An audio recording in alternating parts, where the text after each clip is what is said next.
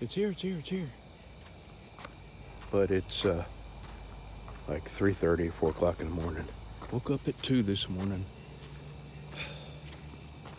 Pain. Inexplicable pain. And I'm not even going to go to the doctors because all they want to do is give you drugs. Nobody wants to find out what is causing the pain.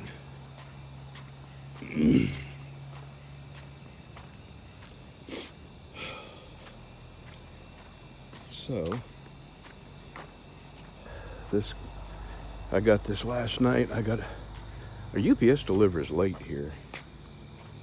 And I didn't bother coming out last night to get this.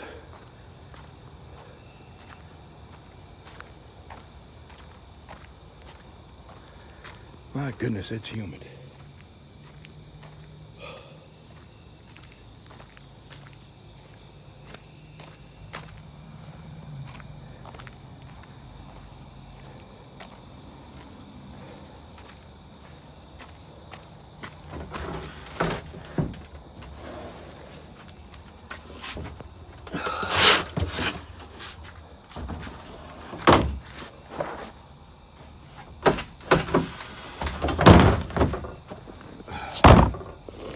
All right, that's my combat abrasives 2x42 belts. It should be 20 belts. I'll open it up and show you here in a minute. Well, I'm getting the sheaths made for Jay's and mystery buyers. Here's Jay's. And they look yellow on the camera. They're not yellow, I assure you. They're a very light tan, and when I do my chocolate brown fade, I'm going to spritz a little bit on here to darken it up a little bit. It'll look great, I promise. I'm going to drink a cup of coffee and work on number 2 here. I got Jay's sewed up, and I'm fixing to work on mystery buyers right here. You want to come up? I'm going to take a break. You want to come up? Come on. Okay. Oh, sorry. Oh, God, I didn't mean to hurt you. I'm sorry. I don't usually hold a camera when I'm picking them up. You ever look back over your life and wish you had treated somebody, remember how you treated somebody and wish you had treated them better? It might have been a pivotal point in their life. And I think about this instance that I treated somebody poorly, that it would have cost me nothing to have been a better person to this person. It was a woman. My wife and I were in Phoenix, and we were in our big purple Kenworth, which was a beautiful truck. I've showed you a picture of it a time or two, and people used to ask me all the time if I showed it, but I didn't show the truck, although it was what you would consider a show truck. I mean, we didn't have that kind of time, and when we weren't working, we were home, so I wasn't on the show truck circuit or anything like that, but it was definitely a show truck. It was a beautiful truck. It got a lot of conversation started with people, and people looked at us and gave us thumbs up when they drove by, and it was a fun truck to own. Hard work to keep it up. Anyway, we were in Phoenix.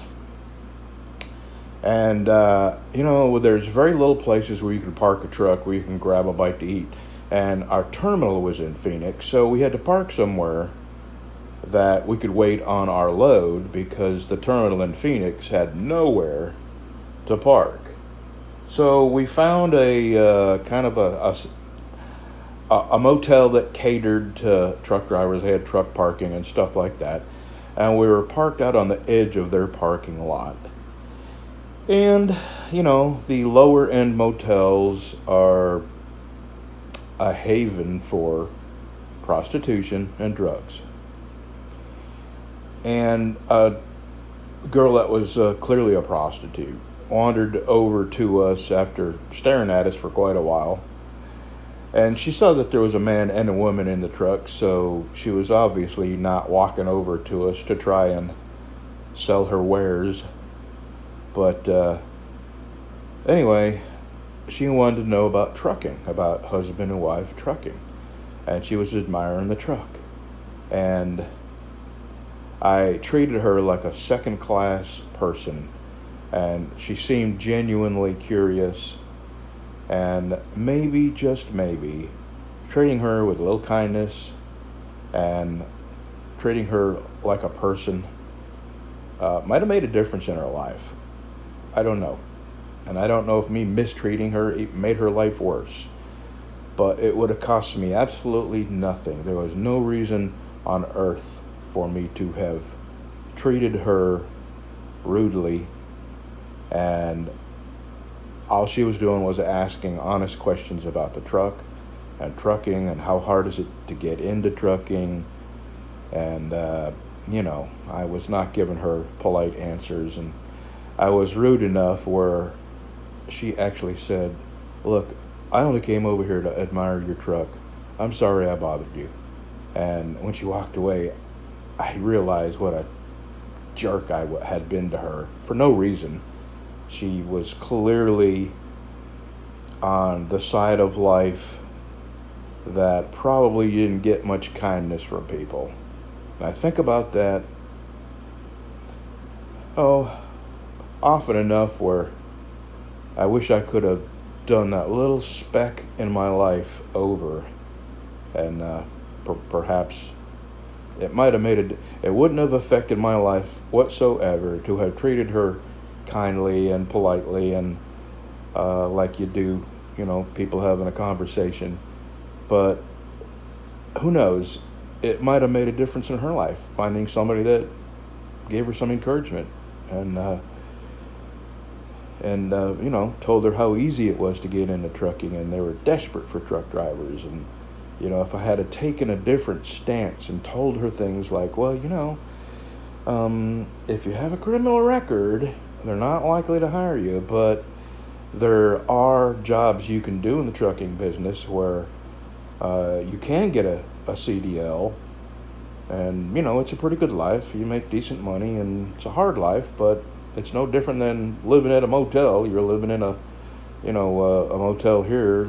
I mean, I just could have handled it better and treated her better, and I think about that a lot, because it's one of the few times that I failed terribly as a person, and wish I could go back and change that one thing. And I'm just sitting here working, and that come across my mind. And what got me to thinking about that was on my phone I have a picture of a sunset over the hood of my Kenworth, and it's one of the pictures that just brings back good memories. And that was one of the memories there that wasn't so good. A while back, somebody said to me in an email that I was a bit short and I came off as rude in my emails. But anyway, it wasn't worth replying to this person because, anyway, it wasn't. But what I really wanted to say and didn't was that when I get my emails, I'm always doing something. I'm in the process of right now making sheaths, and I'm fixing to burnish the edges on this one. I'm going to make the edges of that one look like the edge of this one. And when I answer an email, I am short. I use as little language as possible, and I type with one thumb. That's how I type, one thumb on my phone. So I do answer emails shorter than most people because I'm busy, and I know that you likely just want the facts, and I don't use flowery, long-winded language when I return emails. So I just had that thought that come in my mind of that guy telling me that he thought I had answered rudely. And the fact is, I answer quickly with as little words as possible because I'm always doing something. So, that's that. I'm almost done with these. Now I got to go take the knives, which are right there in that towel, and take them into my other shop and put the edge on them. And these, I'll probably get these shipped Monday.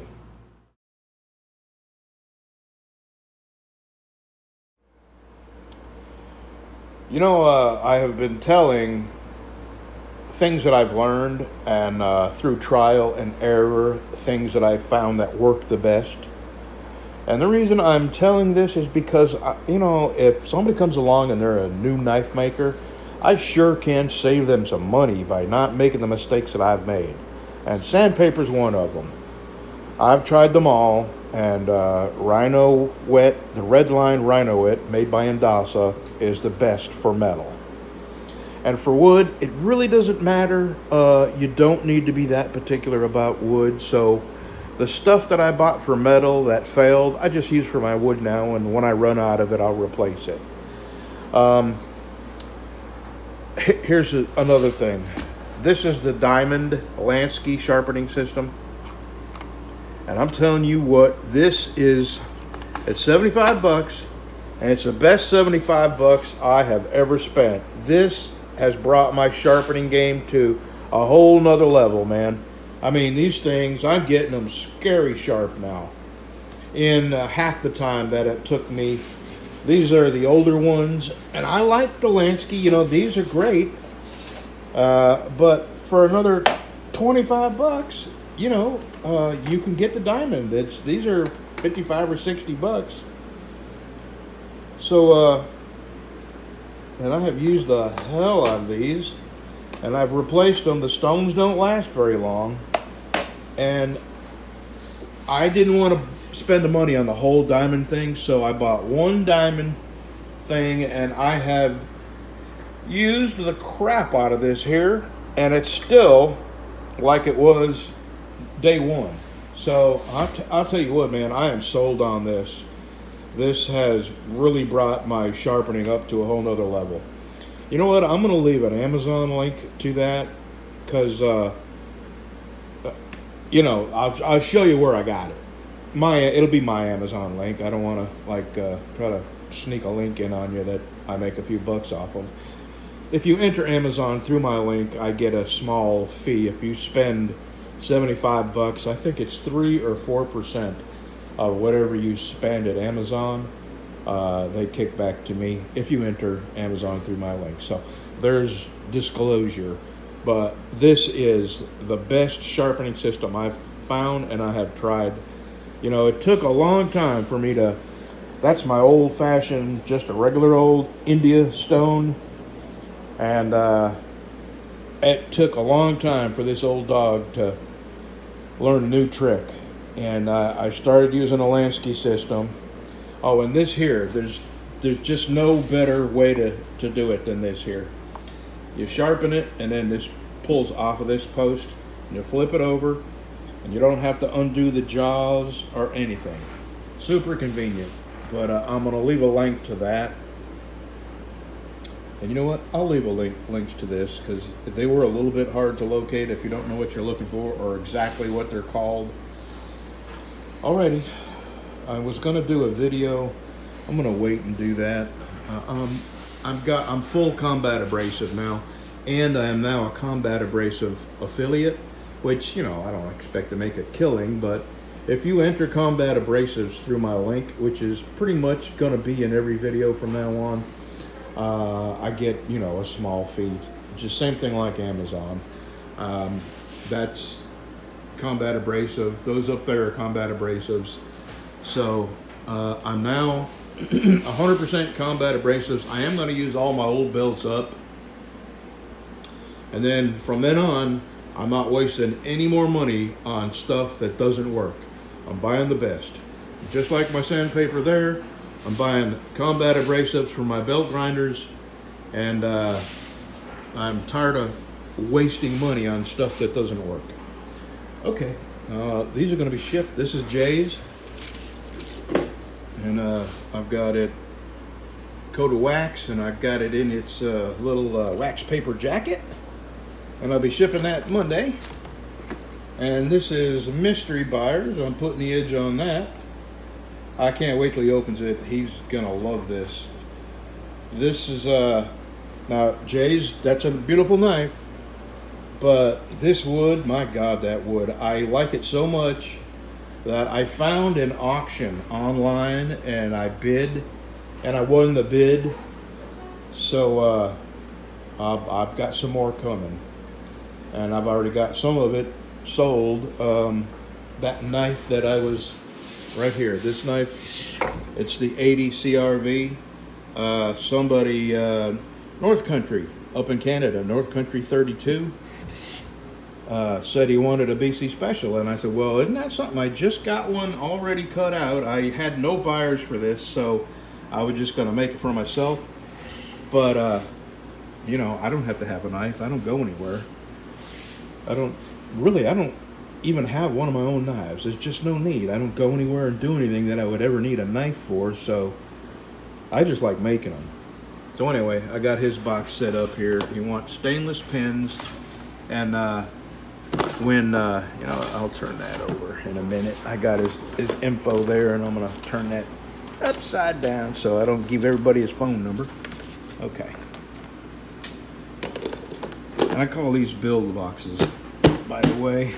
This is I am still waiting on the Kydex to come in. I mean, it's getting to the point where I'm just about ready to go ahead and use the hot pink Kydex, but I really think the digital Kydex is going to look so nice that I'll wait a few more days. It's in Tyrone, Georgia. It went from knifekits.com. Knifekits.com is who I buy my Kydex through. And they shipped it, and the post office picked it up, and it's been in Tyrone, Georgia since the 23rd. And what is today, the 27th, 28th? Friday. I'll have to look. 27th or 28th. So it hasn't moved in 4 or 5 days. And I have no idea what's going on with the post office.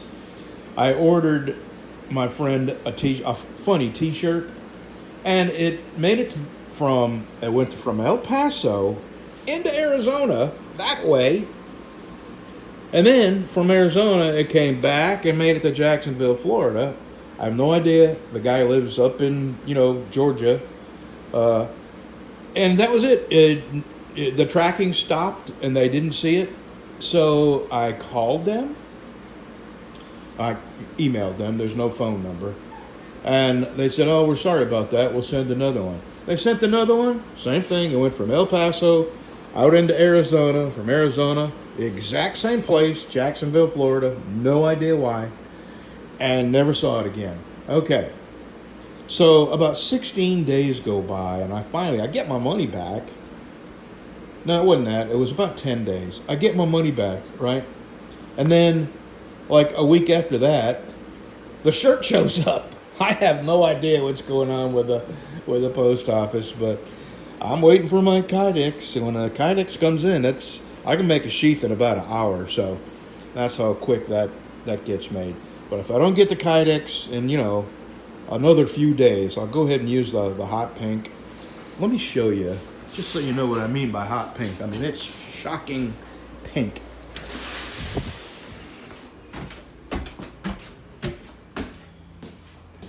Where is it? Not that side. There we go. Oh! I mean, blind you. So, let me get back to work here. I will leave a link for that Lansky sharpening system. And, yep, combat abrasive. Best grinding belts I've tried, and you see all the different brands I got here. I have tried them all. And even for the 1x42, there's my combat abrasives for the 1x42 here and here. But I got all these other crap belts I got to use up.